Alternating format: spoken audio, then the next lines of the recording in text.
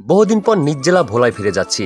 তাই তো এই ব্যস্ত শহর ঢাকা থেকে কিভাবে লঞ্চ দিয়ে ঢাকা থেকে ভোলা আসলাম এবং কি কি দেখলাম, কত টাকা ভাড়া পড়লো, সকল ইনফরমেশন সহ আরো বেশ কিছু আকর্ষণীয় পর্ব থাকছে আজকের এই ব্লগে।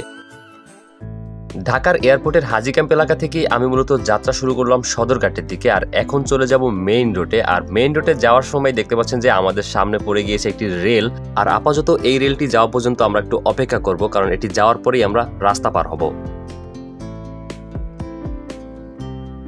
রেল চলে যাওয়ার পর সবাই দেখতে পাচ্ছেন যে রাস্তা পার হয়ে নিয়ে ব্যস্ত, তো আমিও এখন রাস্তা পার হয়ে চলে যাব সেই মেইন রোডের দিকে। আর সেখানে গিয়ে এখন আমি ডিসিশন নিব যে আমি কিসে যাব, সিএনজি, বাস নাকি মোটরসাইকেলে।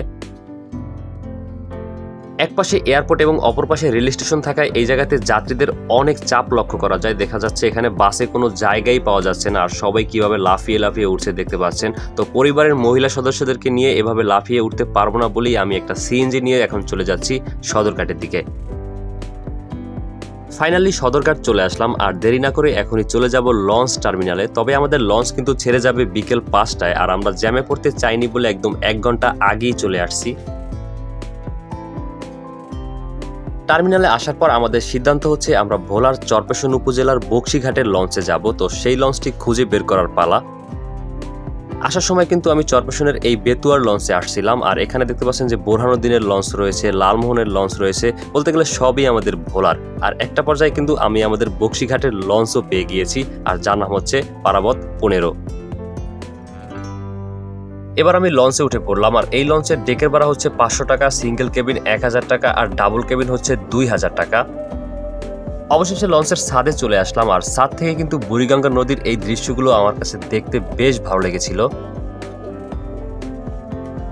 সময় যতই বাড়ছে ততই সদরঘাটে যাত্রীদের চাপও বাড়ছে, আর অলরেডি লঞ্চ ছাড়ার সময়ও হয়ে গিয়েছে। দেখতে পাচ্ছেন যে বরগুনা লাইনের একটি লঞ্চ অলরেডি ছেড়েও দিছে, তো আমাদেরটা এখনো ছাড়েনি। ফাইনালি আমাদের লঞ্চটিও সদরঘাট ত্যাগ করে এখন ছুটছে গন্তব্যের খুঁজে। তবে লঞ্চ ছাড়ার পরে কিন্তু আমাদের কাছে অনেক ভালো লাগা কাজ করতেছে। এবার রাত হওয়ার পর লঞ্চের সামনের এই জায়গাটি একদম লাইটিং এ ঝকমক করতেছে, আর পাশ দিয়ে একের পর এক লঞ্চ যাচ্ছে। সত্যি এই দৃশ্যগুলো ছিল দেখার মতো। আপনি যদি ঢাকাতে আসেন তখন বুড়িগঙ্গাতে আসা এবং যাওয়ার সময় এই দৃশ্যগুলো আপনার কাছে কিন্তু অনেক ভালো লাগবে।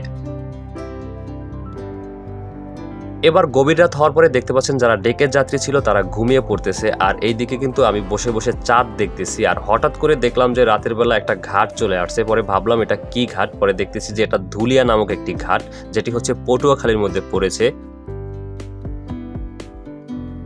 ধুলিয়াতে যাত্রী নামানোর পর আমাদের লঞ্চটি আবারও চলতে শুরু করলো, আর কিছুক্ষণ পরই একদম দেখতে পাচ্ছি যে ভোর হয়ে গিয়েছে। ভোরের সূর্য আমাদের দিকে উকি দিচ্ছে, আর সূর্যের এই দৃশ্যগুলো কিন্তু ভোরবেলা নদী থেকে দেখতে অনেক ভালো লাগে। এবার মুজিবনগর নামক একটি চরে চলে আসলাম, আর এই চরের মানুষের কিন্তু লঞ্চে উঠতে নামতে অনেকটা কষ্ট হয়, তা কিন্তু দেখতে পাচ্ছেন, কারণ এখানে কিন্তু কোনো টার্মিনাল নেই। তো আমি মনে করবো এই জায়গায় একটা টার্মিনাল হলে খুবই ভালো হবে চরবাসীদের জন্য। আর অল্প কিছুক্ষণের মধ্যে আমাদের লঞ্চটি বক্সিঘাটের কাছে পৌঁছে যাবে। আর এদিকে দেখতে পাচ্ছেন যে যাত্রীরা তাদের মালপত্র সবকিছু গুছানো নিয়ে ব্যস্ত, কারণ একটু পরেই তারা নেমে যাবে। আর বলতে বলতে যেমন কথা তেমন কাজ, আমরা কিন্তু ঘাটের কাছাকাছি চলে আসছি, আর এখনই হয়তো আমরা নেমে যাব। তো বন্ধুরা, আজকের এই ভিডিওটি আপনাদের কাছে কেমন লেগেছে অবশ্যই জানিয়ে দেবেন কমেন্টে, আর সেই সাথে আমার এই ভিডিওটি শেয়ার করে পৌঁছে দেবেন অন্য সকলের মাঝে। ভালো থাকবেন সবাই, আল্লাহ হাফেজ।